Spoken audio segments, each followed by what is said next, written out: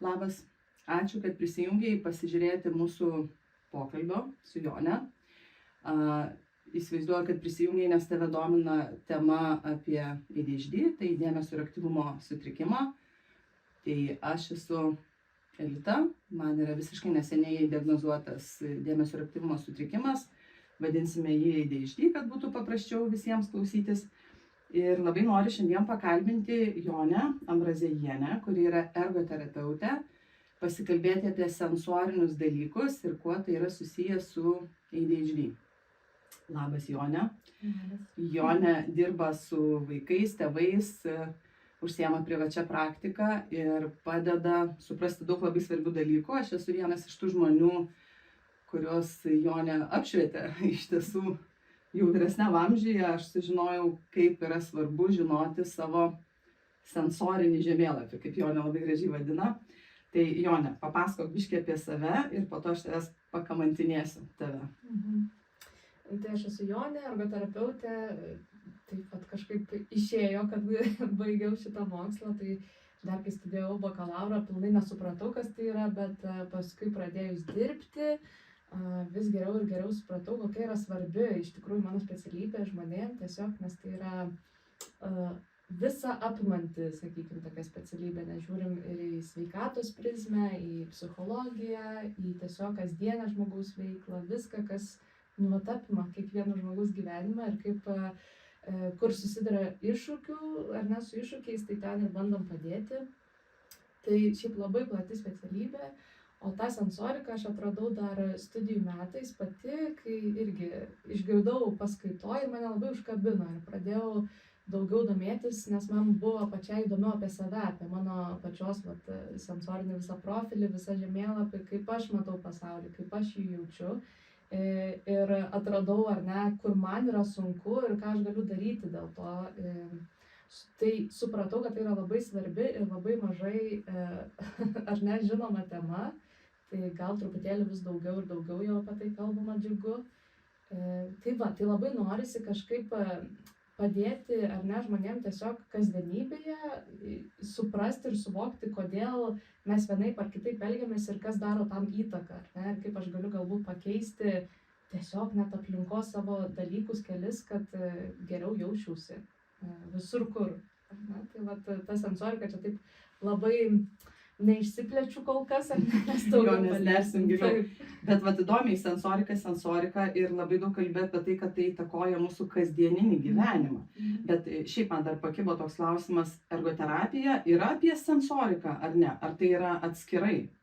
Na, tai yra dalis, sakykime, ar ne, nes visas mūsų jutiminis pasaulis labai veikia mūsų nervų sistemą ir mūsų kasdienybę, tai negalima tarsi atskirti to nuo apskritai mūsų praktikos. Ne? Jeigu mes domimės žmogum, jo veiklom, jo savarankiškumu, jo bendra visa sveikata ir būklė tiek emocinė, tiek ir fizinė, tai be sensorikos nelabai kur tu nueisi. Tai nėra kaip sakyti, atskiri dalykai, bet taip ergoterapija apima šiek tiek dar daugiau, ne tik sensoriką, ar ne, taip įvardinkim, nes svarbu ir apskritai ir veiklos, ir mūsų visos fizinės funkcijos, ir mūsų, ar ne, emocinis, socialinis bendravimas, gyvenimas ir panašiai. Tai ergoterapija yra labai plati ir čia viena iš sričių sensorika. Tai tu labiau orientuojasi tą sritį, kaip ir sakai turbūt, ne, norėjau užduoti klausimą, bet atsakiau, dėl to, kad to pačiai buvo įdomu, ne, ir iš tiesų, kas yra labai svarbu, tai supratimas, kaip tai mus įtakoja, nes aš pragyvenau daug metų ir aš niekada nežinojau, kad kojinės, kvapai, šviesos, bet kas, mes ką augdami žinom, kad kaip išsimiegojai, kaip valgai, kaip sportuoji, kad šitie dalykai daro įtaką, bet pasirodo, jeigu tu esi sensoriškai jautrus žmogus ir tu jauti etiketę, tu negali išsėdėti kažkokiam darbo pokalbį, tau tai gali labai trukdyti. Tai papasakok plačiau, prašau, apie tuos išvis tas sensorika, kas tai per dalykai, nes toks visai naujas dalykas. Kaip ir atrodo, žinai, bet iš tiesų tai nežinai, kas tai yra ir apie ką čia, jutimai, pojūčiai, sensorika. Tai ta sensorika nėra šiaip lietuviškas labai žodis, dėl to gal kitiem nelabai suprantama aiškiai, šiaip tai yra jutimai, ar ne? Visi mūsų kūno jutimai, dažniausiai mes darželį, dar mokykloje išmokdavom tos 5 pagrindinius Bet šiaip iš tiesų mes turim 8 pojūčius, ar ne, visus kūno, tai yra mūsų rega, uoslė, klausa, skonis, lytėjimas, propriocepcija, interocepcija ir vestibulinis aparatas. Šitie 3 paskutiniai, šitie, sakau, sudėtingi labai žodžiai, tai jie ir yra ne per seniausiai, sakykime, atrasti mokslininkų. Vestibulinis girdėtas, bet tai ką ten tik žinai, kad ten gali suptis, negali apsipynio ar kažkas tai tokio ir viskas. Tai tie 5 pagrindiniai, sakykime, kuriuos išvardinau, ten rega, klausa, uoslė ir skonis, kaip ir aišku apie ką čia, ar ne? Lytėjimas vėlgi yra mūsų oda, organas didžiausias viso kūno, vėlgi gaunam visą informaciją per odą, atskiras jutimas. Ir tada propriocepcija, tai mūsų kūno suvokimas erdvėje apskritai, ar ne? Vat aš nežiūriu ir aš jaučiu, kur mano rankos, kur mano kojos, ką man reikia daryti, kad aš dabar atsistočiau, pakilčiau, pasisukčiau, ar ne, tarsi mano nervų sistema suvokia, kur yra mano kūnas erdvėje ir kaip jį valdyti. Tai čia ta propriocepcija. Interocepcija, tai va tas jau intero žodis pasako visai nemažai, tai yra apie vidinius jutimus, vidiniai organai, ar ne? Noriu valgyti, man karšta, noriu į tualetą. Visi šitie vidinių kūno organų siunčiami signalai irgi yra atskiras pojūtis, jutimas. Ir vestibulinis aparatas yra mūsų ausyje, tai čia būtent mūsų galvos padėtis erdvėje, ne, visas tas suvokimas, pusiausvyra ir toliau. Tai va, tai tokie įdomus, ar ne, kur atrodytų viską naudojam kasdienybėj. Tik tai, aišku, kai pradedi gilintis atskirai kiekvieną, supranti, kiek kiekvienas pojūtis turi daug įtakos, ar ne, mūsų visam funkcionavimui, kasdienybei. Tai va, ir Knietė man iškart paklausti, nes kalbi ten klausa, rega, uoslė, tai visi mes ją turim. Ir kas apie tai, ta prasme, kame čia yra problema. Ir dar vestibulinis aparatas tai yra fizinis kažkoks apčiuopiamas, ar tai yra jausmas ir turi pavadinimą vestibulinis aparatas? Fiziškai yra, ar ne, aparačiukas, kaip sakau, vidiniai mūsų ausyje, ar ne, ten, nu, vat, kuris ir nusako mūsų visą erdvės būseną, visą pusiausvyrą, galvos padėtį, ar ne. Tai šiaip ta pati sensorika tai yra smegenų suvokimas apdoroti visą tą jutiminę informaciją. Ir viskas priklauso nuo smegenų. Taip, ir tinkamai reguliuoti atsaką į šitą informaciją. Tai 2 esminiai dalykai. Tuos pojūčius mes turim visi. Tada klausimas, kaip mūsų smegenys priima tą informaciją, kuri yra aplinkui visiems vienoda, tik mes ją skirtingai pagal mūsų smegenis priemam, tai reiškia, kad čia labai svarbu, kaip tos smegenys mūsų veikia. Ne? Čia turbūt man ir dabar pačiai nušvitimas atėjo, kodėl ADHD ir visi kiti neurodiversiniai tie dalykai, kuo tai susiję, nes čia yra smegenų darbas. Ir kitas dalykas apdorojimas, kas irgi labai yra būdinga neurodiversijai. Jeigu yra neurotipinis žmogus, pas jį galbūt, ne, aš čia tik tai dabar spėlioju iš tiesų. Tai gerai, tai panagrinėkim plačiau, kaip ir visi žmonės turim tos pojūčius, jaučiam ir ko čia skiriasi. Čia galima smegenis kažkaip pareguliuoti, kur čia ką jauti, ar kodėl pas žmonės skiriasi tie jautimai ir iš vis, ar skiriasi ir kaip tai įtakoja. Taip, tai skiriasi, mes kiekvienas labai turim individualų profilį, nes turim individualias smegenis ir individualią smegenų struktūrą ir individualią smegenų veiklą. Tai ne visų smegenys veikia vienodai arba reaguoja vienodai, ar ne, į aplinką. Tai yra tie 3 dalykai, ką ir vardinė, ar ne, tas sensorinės informacijos priėmimas tarsi, tada apdorojimas ir tada reakcija, atsakas, ar ne? 3 pagrindiniais, kas yra susijęs su sensorika. Priėmimas pas visus vienodas, ne? Tiesiog yra tas, kas yra. Nu, irgi skiriasi, gali skiriasi. Filtras yra kažkur ant akių, ant ausų ir nosies. Gal ne taip vizualiai matosi, bet būtent smegenyse ir dėl to gali būti tam tikri iššūkiai, kurie ir skirstomi, pavyzdžiui, hipojautrumą, tai yra per mažas, ar ne, per mažas reaktyvumas. Nejautrumas, ar ne, galima sakyti? Nejautrumas, hiperjautrumą, padidintas jautrumas ir, pavyzdžiui, sensorinis siekis, tarsi tu nuolatos ieškai tų pojūčių. Kaip stimulo, ne? Taip. Tai čia tokie irgi, kaip bent jau kaip mokslininkai bando išskirstyti šitus, sakykime, ar iššūkius, arba apdorojimo būdus, ar ne, tos informacijos, skirtingai.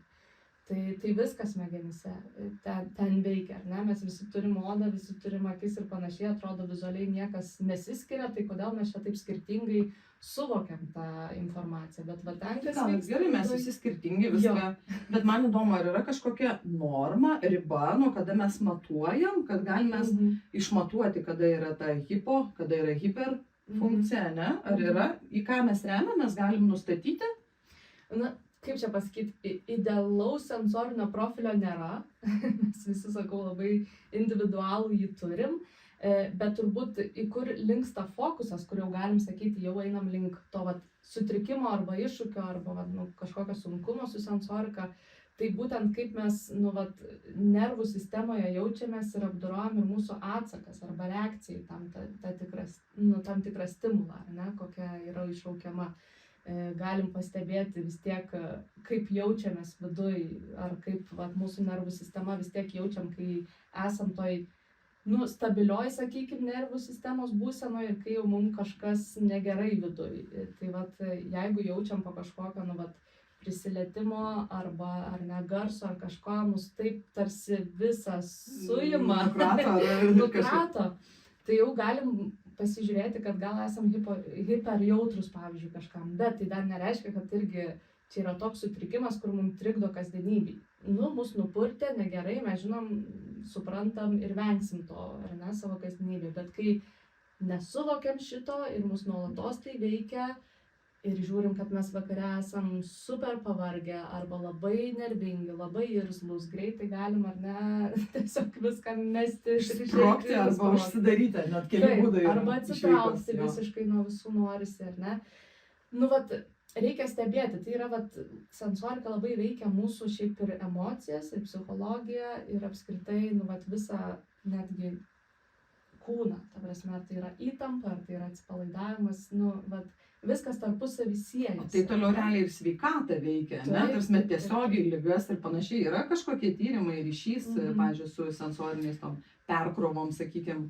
Taip, jeigu tu nuolatos jauti, ar ne, bet nesuvoki, bet patiri sensorinį tokį stresą, sakykim, ar ne, tai faktas, kad tai gali iššaukti kitų psichologinių problemų arba ligų, net ir socialinius iššūkius iššaukti, darbe tau bus sunku, ar ne, kasdienybėj savo darbuose, namuose apsitarnauti, tai tai gali nulemti labai daug skirtingų veiklų, kur paskui iš to išauga dar kitos ligos. Taip, bet aš galvoju, jo, nes jeigu tai yra pastoviai strese, tai daug čia plačiai noriu susisiaurinti, ką ir norėjau pasakyti, kad esminis dalykas tai žinoti, nes tu sakai, ten, pavyzdžiui, kažkas liečia, ar kažką ten bendrauja su kažkuo, ar jauti įtampą, tai iš tiesų man, kai aš susipažinau su tavim, man 42 metai buvo ir aš gyvenime nežinojau, kad mane tokie dalykai veikia. Ir tik kai pradėjau kalbėti su tavim ir mes turėjom tokią grupelę žmonių su ADHD, darėm sensorinius žemėlapius ir tik tenai aš girdžiu pasakojimus moters, kad, pavyzdžiui, jinai džiovina galvą fenu ir jinai patiria didelius iššūkius, kad jinai šlapia, čia karštis, čia garsas, dar kažkas. Ir tik žinodamas tu realiai supranti, kad tave tai veikia. Ir tu tik tada pradedi surišti. Tu, pavyzdžiui, gali visą dieną būti darbe, per ryškios šviesos, kažkas ateina prisikvepinęs kažkaip, gal tau labai patinka, o kitam gal nelabai patinka.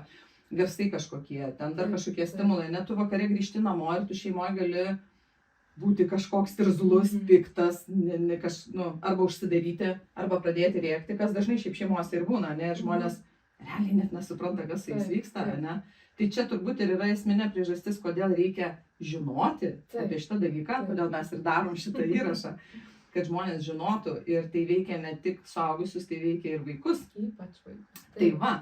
Tai nežinau, ar linkstam jau čia prie vaikų, ar dar truputėlį pasikalbam? Dar gal, ta prasme, tai sakau, noris tik pabrėžti, kad kiekvienas mes turim tą savo individualų sensorinį profilį, ar ne, čia tiek ir neurodiversiški, tiesiog neurodiversiškiam dar sudėtingiau dėl smegenų ar ne struktūros vėl pokyčių tą informaciją apdorot, bet visi šiaip turi tą savo profilį ir visi gali pastebėti tam tikrų arba jautrumų, arba poreikių, tarsi siekių kažkokių, arba kaip tik tarsi labai taip vangumas ar ne tam tikriem pojūčiam. Tai labai įdomu yra išsiaiškinti, nes tai, sakau, veikia labai daug skirtingų sričių gyvenimo apskritai. Tai bent jau tą konsultaciją, sakyčiau, tą ergoterapeutą turėtų pažinoti kiekvienas savo gyvenime. Bet ir visi ergoterapeutai tą žino, nes kiek aš susidūrus, aš niekada nežinojau, kad ergoterapeutai daro tokius dalykus. Ta prasme, aš mačiau mankšteles, ne, bet aš niekada negirdėjau apie sensorinius dalykus. Aš esu tik tai pati išsiaiškinus kažkada itin jautrus asmuo, itin jautrus vaikas. Ir ten kalbam, kad vaikui ten per daug garso, per daug šviesos ir tiesiog tie išveikos būdai pas juos būna, tie meltdownai, nu, iškrovos tie tokie dalykai. Bet kad jisai turi kažkokį sensorinį žemėlapį ir kad tą galima kažkaip pareguliuoti, tai ne tik vaikas, taip pat ir suaugęs. Ir kad su to galima kažką daryti ir kad tam yra ergoterapeutai. Tai turbūt ne visi, ne? Galim sakyti, kad... Tai žinot, čia kaip, nu, specializacija tarsi yra, ar ne, tikrai, bet ergoterapeutai, kadangi ergoterapija tokia plati sritis ir galima dirbti su labai skirtingais žmonėmis, tai vis tiek tam tikri ergoterapeutai specializuojasi, vat, daugiau studijuoja, paskui papildomai mokosi būtent, pavyzdžiui, sensorikai, tai vat, jau pas tokį galima eiti, ar ne? Tai tu pati studijuoji dabar giliniesi, ne? Jau čia tavo sritis. Tai noriu pasakyti, kad Jonė konsultuoja privačiai ir labai visiems rekomenduoju, ir aš einu ir labai visiems rekomenduoju iš tiesų pasidaryti tą sensorinį žemėlapį, ne, tiesiog ir žinoti. Ir ne tik tada, kai yra problemos kažkokios, ne, nes būna jau realios kažkokios problemos, ypač su vaikais tėvai ieško.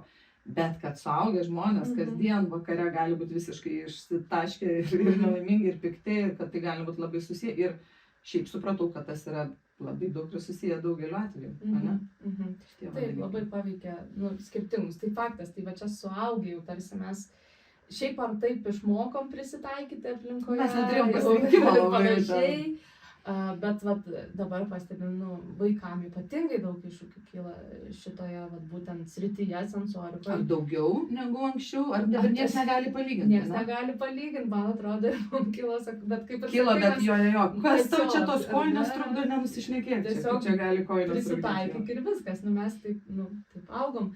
Tai dabar tiesiog galim, nu, vat, yra daugiau resursų apie tai kalbėtis, gilintis ir tikrai išsiaiškinti, kur čia ta šaknis. Ir padėti, esminis dalykas, nes dabar aš kaip tikrai itin jautrus asmuo, dabar jau žinodama savo sensorinius dalykus, aš galėjau augti visai kitaip ir visai kitaip, daug dalykų padaryti visai kitaip. Tai mes labai džiaugiuosi, kad esi ir kad užsiemi to, ko užsiemi, kad mes galim padėti vaikam, nes kai mes augom, mes turėjom užslėpti visą tą nepatogumą.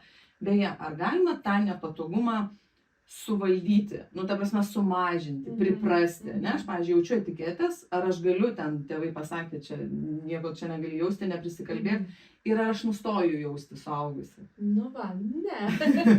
Toks yra įdomus dalykas su sensorika, kadangi visa tai yra smegenyse. Nežinau, gal ateities mokslas kažką ir gebės padaryti, bet kol kas, ar ne, mes ten neįlysim ir nepakeisim smegenų struktūros arba vat, jų funkcijų tam tikrų. Taip, smegenys yra neuroplastiškos, jos mokosi naujų dalykų ar ne, prisitaiko ir panašiai, bet kas yra su sensorika, jeigu nu man yra jautru kažkas ir taip mano smegenys apdoroja šitą pojūtį, nemanau, kad kažkoks konfrontacija su tuo pojūčiu ten ar panašiai padės nujautrinti. Tikslas niekada negali būti nujautrinti arba užjautrinti. Atrodo, norėtųsi, ne? Nu, jeigu tau labai jautru, tu nori eiti žmonės, o tau ten šviesos garsai yra jautru, nu, kad ten, žinai, užsišaldai kažkokį centriuką ir galėtum eiti, kad tavęs tai neveiktų. Nu, šiaip tikrai toks noras būtų. Bet suprantu, kad to neįmanoma padaryti, nes aš dabar suaugusi, mane veikia lygiai tas pats. Ir aš tik dabar tą pradedu suprasti, kad veikia. Ir nepadėjo man nei mokyklos šviesos, nei valgyklos kvapai. Tai vat, dirbant su sensorika, pagrindinis ar ne, yra ir tikslas padėti žmogui suvokti savo profilį, atpažinti, kaip jisai, kokį tai jis reaguoja. Tai čia ir yra galbūt per tuos susitikimus tyrinėjami pojūčiai skirtingi, ar ne?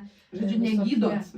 Bet tai nėra gydymas, vat, pojūčio ten kažkoks, ar ne, bet tyrinėji, atpažįsti, išmoksti, kaip valdyti savo kūną, savo atsaką, jeigu reikia kaip prisitaikyti aplinkoje, gal reikia papildomų priemonių, gal tiesiog, nu, ta prasme, jeigu tau yra labai sunku ir nemalonu, nežinau, būti baseine, tai gal tau ir nereikia eiti į baseiną. Nu, tai vat, O jeigu reikia, tu ten olimpinis plaukikas, taip, ne, tada taip. ieškom būdų, kaip ieškom išbūti. būdų, kaip tada būti, ar ne, gal kažkaip nu, prisitaikyti toje aplinkoje labiau. Tai vat, bet vis tiek tos smegenų struktūros, vat, kur yra esmė, nepakeisim, nenudirginsim ten kažkaip, ar ne, tam tikro jautrumo. Nu, vat, turiu ten hiperjautrumą klausos, ar ne, tarsi mane labai garsai veikia, tai kad ten man varys iš visų pusių garsus. Metalikos koncertas nepadės. Tai nepadės, tik tai galim dar trauminių patirčių įsigyti, kurių paskui dar atskirai reikės. Čia labai svarbi informacija tėvams, tikiuosi klausot ir tikrai stengsiuosi visur dalinti šitą informaciją, kad vaikai, kurie turi šitų sensorinių iššūkių, kad jie nesiožiuoja, nemeluoja, neišsidirbinėja, nenori kažkaip ten manipuliuoti, kad ten 2-metis, 3-metis, 4-metis, jeigu jis jaučia etiketę, ne? Pakalbėkim gal tada, kaip galima atskirti, kad yra tas sensorinis jautrumas. Tai va, praseikim truputėlį pro tos visus 8, kur kalbėjai, kaip juos galima, kaip pažinti, ne? Nes, pavyzdžiui, jeigu žiūri kažkokie tėvai klauso, jiem ten gal jau patiem nebeįdomu tas jų jautrumas sensorinis, pareikia vakarė ir gerai. Bet vaikam, kaip pažinti, kad vaikas turi iššūkių, kame, ne, ir kad žinoti, kad su tuo galima kažką daryti. Tai dar pirmą taip norėčiau pradėti, kad mums dažnai sunku suvokti, ar ne, kaip čia kitam gali graužti ten tą medžiagą. Būtent aš apie tą kalbu, tėvai ir sako, baig nusišnekėti. Bet kas ir yra su sensorika, kad tas smegenys gali taip skirtingai apdoroti pojūtį, kad kitam jis gali sukelti skausmą. Pavyzdžiui, netgi fizinį nepatogumą, skausmą ir panašiai. Ir man, kuri to nepatiriu, ar ne, gali atrodyti, kaip taip man, bet įmanoma. Nes kitos smegenys yra visai kitokios. Tai tiesiog čia, dėl to ir svarbu atkreipti tai dėmesį, nes mes niekad per save nesuprasim kito. Būtent nevertint pagal save, ne, jeigu man ten... Jo, nes mes labai skirtingai, mes visi skirtingi turim. Taip. Bet be abejo, kad kaip atpažinti, pavyzdžiui, tai kad geriausiai tai kūnas ir pats kalba, kadangi čia yra visi kūno pojūčiai, kūnas ir pats pasako visus signalus, kad man jau yra per daug kažko, arba aš labai siekiu šito pojūčio ar panašiai, ar ne. Dažniausiai hiperjautrumo, tai čia jau kalbu apie tą padidėjusį jautrumą, neišskirsiu gal vieno pojūčio, bet apskritai ką stebėti, ar ne, ar tai būtų vizualas, garsas, nežinau, bet kas. Tai dažniausiai tai veikia mūsų nervų sistemą ir iš karto mus pastato į įtampą arba tą kovos. Tai aš skaičiau, kad tai yra tas fight, flight, freeze mode. Tai reiškia, mūsų loginės smegenys įsijungia emocinės smegenys ir mes esam būsenoje, kai yra grėsmė, ne? Mes nežinom, ar čia vilkas puola, ar ten etiketė man graužia. Taip, mano smegenys tai supranta, kad tai jau yra grėsmė, man reikia arba kovoti, arba ar ne, bėgti, sustingti, kažkas tai vyksta. Tai galima iš to ir pastebėti, pasikeitęs elgesys, kažkoks staigumas, ar ne, kažkoks irzlumas, įtampa kūno, galbūt net yra labai aišku ženklai, norisi dengtis ausis, arba akis dengtis, arba kažkaip trauktis į save, ar ne, tokie staigus, arba kitokie, kaip tik atsitraukti, aš noriu tik tai pabėgti nuo viso šito. Visi šitie kūno signalai mums ir duoda iš karto suprasti, kad kažkas aplinkoje jau sudirgino mano visą sensorinę sistemą, mano visą pojūčių sistemą.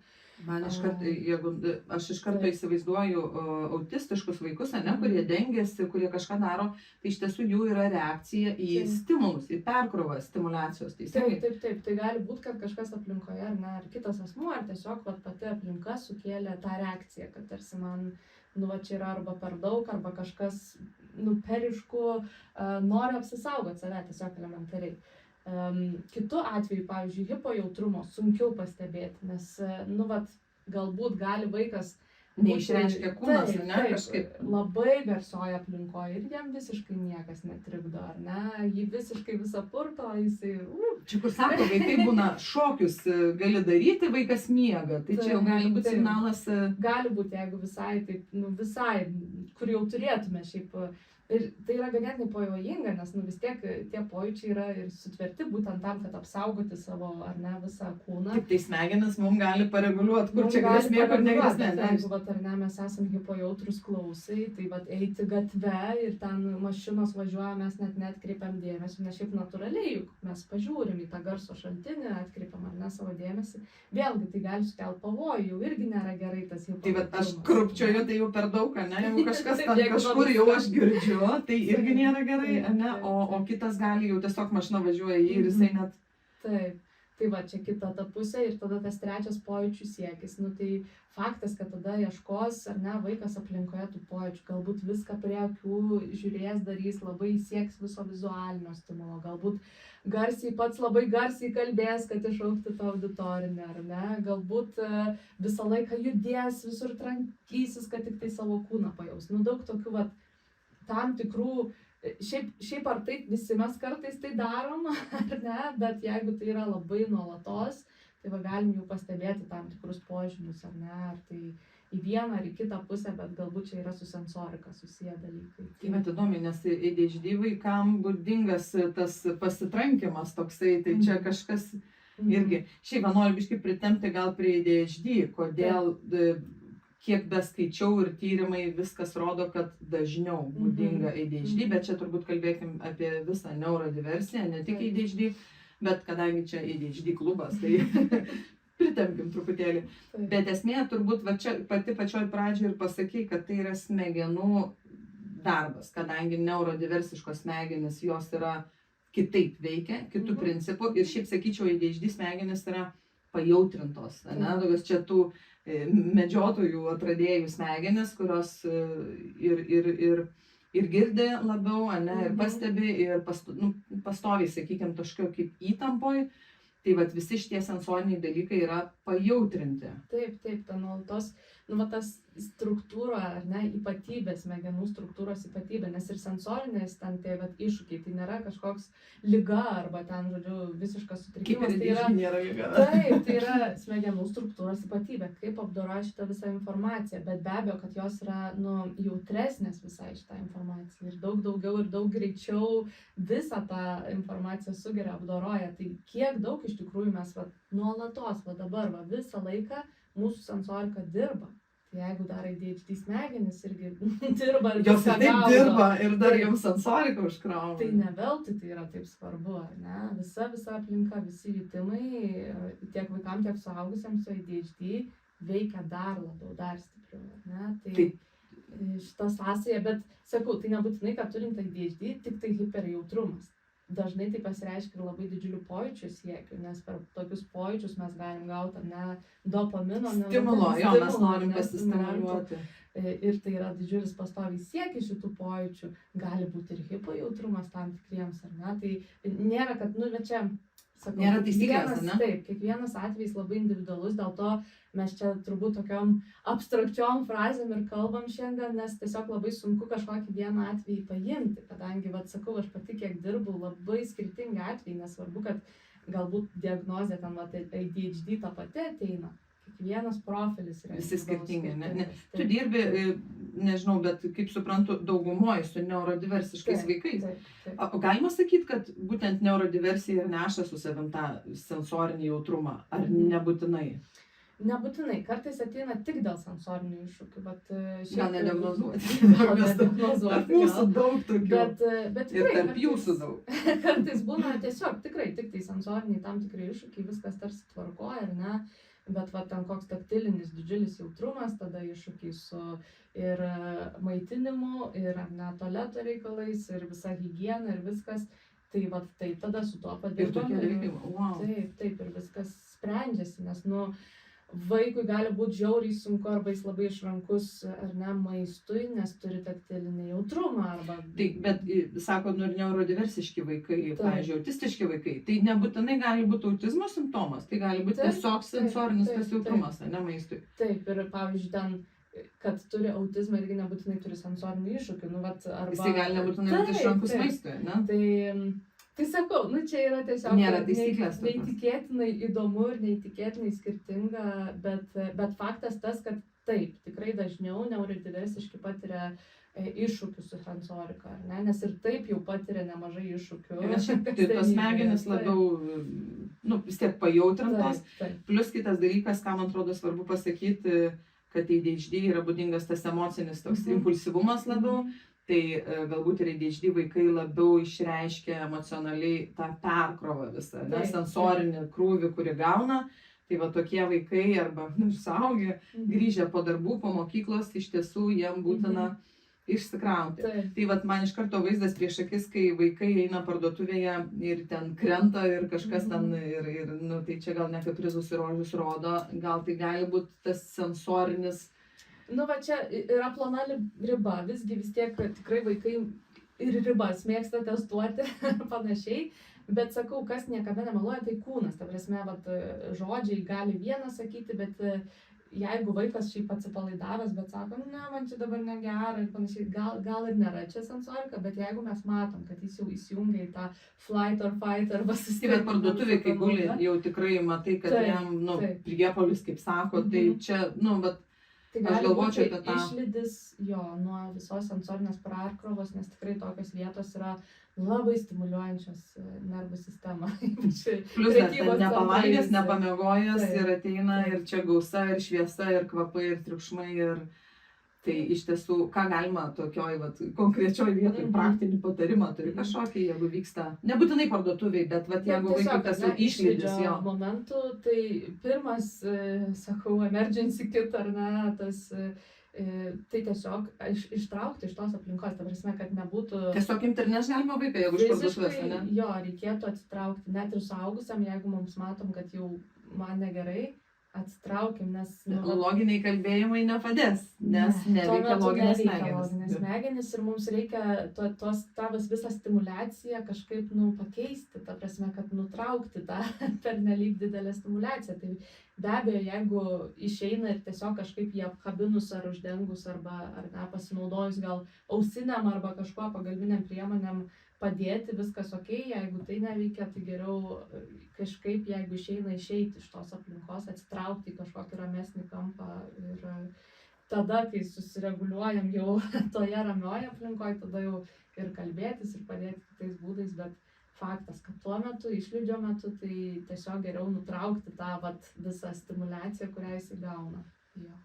Tai ir nenujautrinsim kažkaip tų smegenų. Tai man norėjau pasakyti, jeigu pavedžiosim vaikus į parduotuvę, dažniau netaps jie mažiau jautrus. Tai iš tiesų, man atrodo, čia vėlgi tas labai svarbus momentas, kodėl svarbu žinoti, kad kai eini į parduotuvę ir jeigu vaikui kyla tokie išlydžiai, kad jau žinoti, kad jam ar būtinai pavalgyti, ar būtinai šviesos, ar gal iš viso jo geriau neiti į parduotuvę, nes būna mamos dalinasi, kad ten ištisai, tai reiškia jam jau per daug. Galbūt patirinėti, galbūt užtektų ar ne ausinių, nes čia gal pirmiausia, tai reikia išsiaiškinti, kas yra tas dirgiklis. O kokio amžiaus galima jau aiškintis tą sensorinį žemėlapį, su kokio amžiaus vaikais mažiausiais, nes kūdikiai dar nelabai aišku, ne turbūt? Ne, dar kūdikiai dar sunkoka, aš dirbu bent jau mažiausiai jau, iki 2 metų. Nuo 2 metų jau galima tai patirinėti. Bet jie nekalba, tiesiog žiūri pagal... Bet stebiu pagal jų visą kūno reakciją ir apskritai. Tai realiai visa informacija yra iš kūno, viską matai. Realiai taip. Ir tikslas jiems augant, kad jie paskui gebėtų įsivardinti ir savo, ir mums, ar ne, visiems įvardinti, kad man jau gal per daug, man jau jautru ir panašiai. Bet, pačioj pradžioj mokomės tiesiog atpažinti savo kūno tas visas reakcijas ir, jutimus, ar ne. Tai tai nereiškia, kad dabar viskas niekada nebeisim į prekybos centrą. Tas ir yra esmė, kad atpažinsim dirgiklį ir gal galėsim panaudoti pagalbinį priemonę, arba gal žinosim kažkokį laiką, kiek ten galim būti, ar ne, kiek jau užtenka. Gal prieš tai tam pasiruošim, pergyvensim jau kartu, apsitarsim, ar ne. Ką irgi patariu jautresnės nervų sistemos tėvams su vaikais, kad prieš einant į kažkokią erdvę, kur galbūt bus daug visokių sensorinių stimulų, pasikalbėti apie tai, ar ne, ir gali ten būti ir daug vaizdo, arba skirtingų garsų, ar ne, ir jau vaiko nervų sistema tai truputį pergyvena visai šitai, ar ne, ir jau atėjus į tą vietą, tai nėra tada toks staigus šokas visai nervų sistemai, nes truputį jau Kaip ir žino, jo, kaip jo. pasiruošiu. Jo, šitie dalykai šiaip veikia, turiu, esu patyrus, kad kai pasakai, kas kaip gali būti, kad šiek tiek ramiau truputėlį. Bet vakare vis tiek išlydis turbūt. Bet vis tiek kažkurio metu mes turėsim tą susikaupusią įtampą ar energiją, kurią aš laikiau galbūt, kad iš būtojo aplinko turėsim padėti.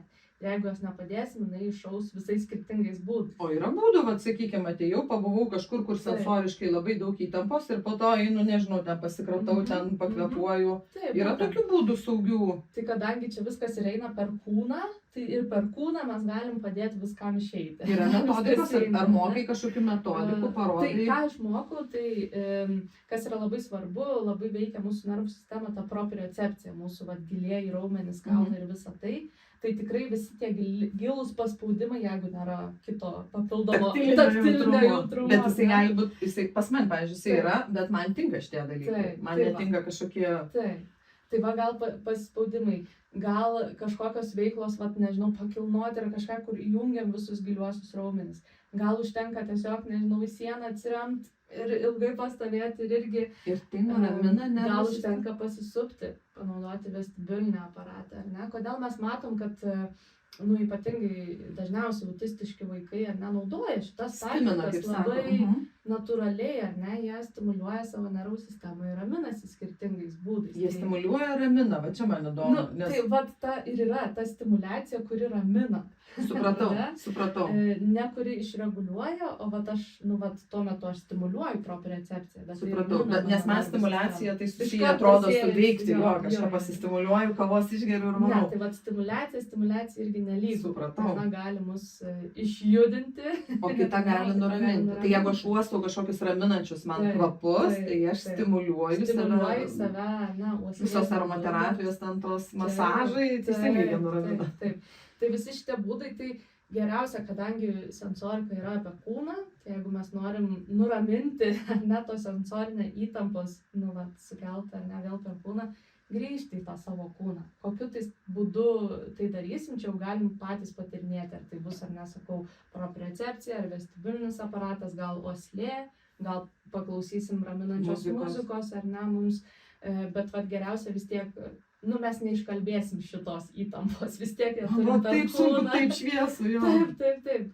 Gali padėti, ar ne, tas pokalbis, bet vis tiek atkreip dėmesį į tą savo nervų sistemos visą reguliaciją. Nes čia turbūt, čia ne apie jausmus, kurie kylo, apie jutimą, ne?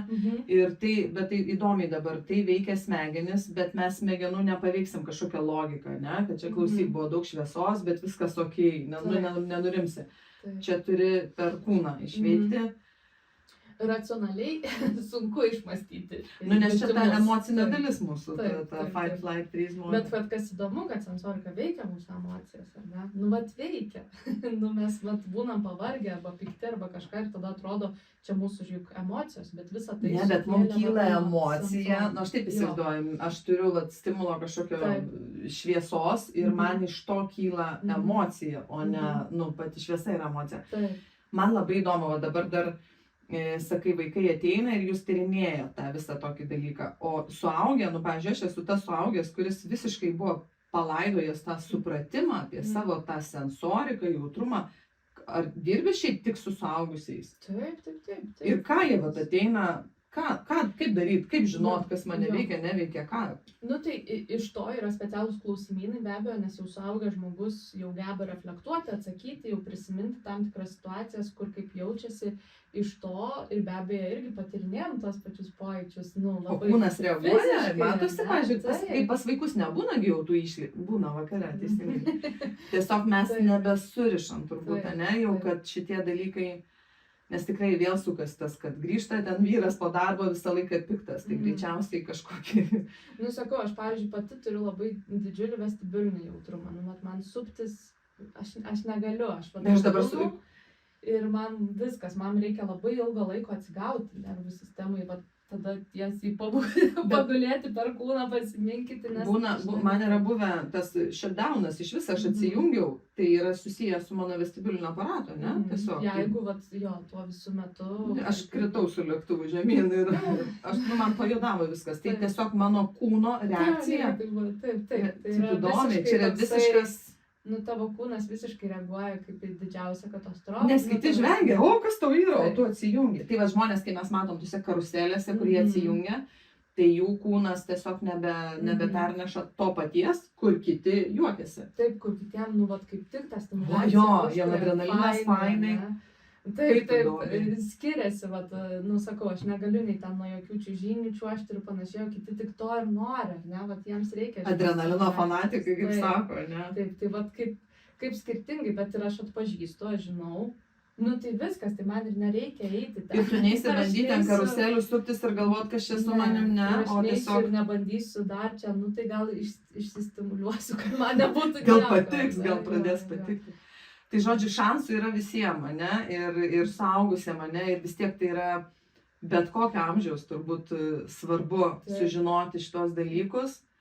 Nu, tam pilnaverčiam gyvenimui, kad tu galėtum reguliuoti. Nes esmė, kad tu gali kažką su tuo daryti. Tu gali vis tiek tada bent jau savo namų aplinką prisitaikyti pagal savo sensorinį profilį, ar ne?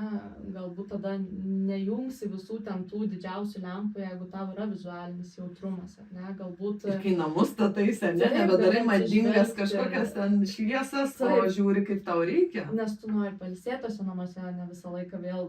Bet kai tu nežinai, gali daryti, žinai, su dizainerė kažkokių šviesų, ryškių. Tai va, šiaip ergoterapeutai irgi dirba ir aplinkos pritaikime būtent. Rimtai? Ties tuo, nu, vat, vien aišku su sensorinė visa ta informacija, bet dar ir su mūsų visa ergonomika, ne, kaip kad mes, nežinau, darytume valgyti patogiai, stovėtume susilenkę, ar ne, panašiai viską, nu, visus stalviršius, aukščius, nu, vat irgi galima konsultuotis ir dėl to, apskritai, vat, namų pritaikymo ir panašiai. Ir tas vėlgi veikia mūsų visą gyvenimo kokybę. Tai iš vis ta ergoterapija yra apie gyvenimo kokybę. Ir tavo darbas yra padėti mums gyventi kokybiškesnį gyvenimą. Taip, savarankišką, kokybišką, džiaugsmingą gyvenimą, nes labai labai svarbu ir emocijos, ta prasme. Šitoj terapijai, nu, tai yra holistinis požiūris apie visą žmogų, ne tik tai vat, kažkokią sritį dabar paimsiu, bet ir kas svarbu asmeniui, nu, vat, jo kasdienybei. Tai jo, tokia vat sritis. Tikrai, nu, dažnai mes netkreipiame tai dėmesio, tai yra natūralu, tiesiog atrodo, nu, ką turi, tą turi ir prisitaikai. Bet tikrai net ir su namų sąlygom galima tai pasidaryti, kad tau būtų, nu, gera, tu ilsėtumės, tavo nervų sistema būtų atsipalaidavus, ar ne, tavo kūnas komforto būsena, neturėtų visą laiką kovoti ir panašiai. Bet mes auginti taip, kad žinai, nėra, kad čia patogiai gyventi, kentėk, čia nieko, čia ne princesė ant žirnio, nu, princesė ant žirnio irgi turėjo stiprų tokį jautrumą. Taip, labai. Bet aš galvoju, šiaip, vat, ir pasikviečiau tave ir pasikalbėti apie tai būtent, kad šitie dalykai yra, jie tikri, jie veikia mūsų kasdienybę ir man labai vat, ir norėjosi pakalbinti ne tik tėvus vaikų, nes vaikai auga ir turi daug tų iššūkių ir kad juos reikia pastebėti ir nebandyti vaikui tas kojines užmauti ir palikti, o eiti pažinti, ne? Ir eiti pas ergoterapeutus, kurie dirba su tuo, tai esi viena iš tų. Ir padėti tam vaikui visą gyvenimą gyventi ir patiems susipažinti su savo sensoriniais dalykais ir gyventi patogiai, gyventi gerai, nesikankinti, nežinant. Taip, nes, nu, jeigu visą vaikystę vat, būsim taip įpratinti, kad turim slėpti šitai, kad turim maskuotis, kentėti, tai net ir, kad ir kaip ten labai gerose, sakykime, sąlygose augsi, bet jeigu tu, nu, visą laiką vis kažką būsi užlaikęs ir kentėsi, nu, tai vis tiek galiausiai tai pasireikš kažkokiu ar vienokiu kitokiu būdu, kai jau suaugsi ir tada iš kur čia tos visos, sakom, traumos kyla. Tai nebūtinai iš santykių, tai gali būti vat, net iš tokių sensorinių užslėptų vat, poreikių neatlieptų. Tai, nu, visai svarbu, sakyčiau, dalykas išsiaiškinti dar ir vaikystėje. Nu, vat, apie savo profilį. Praleidom jau progą, mes gal galim savo vaikam padėti. Bet jo, dar tikrai nevėlu. Nu, taip yra, taip, dabar mūsų pasaulis viskas tobulėja, technologijos žinios didėja. Esam šitoje stadijoje, kur galim kažką daryti, tai yra džiugu. Tai esminis dalykas žinoti, kad tai yra tikra, kad tai veikia ir kad su to galima kažką daryti. Taip. Tai ačiū tau labai, buvo be galo įdomu, kviečiu visus kreiptis į Jonę, išsitirinėti savo sensorinį žemėlapį, o mes su jumis susitiksim kitam pokalbių ADHD klubo maratone. Ačiū tau labai, iki.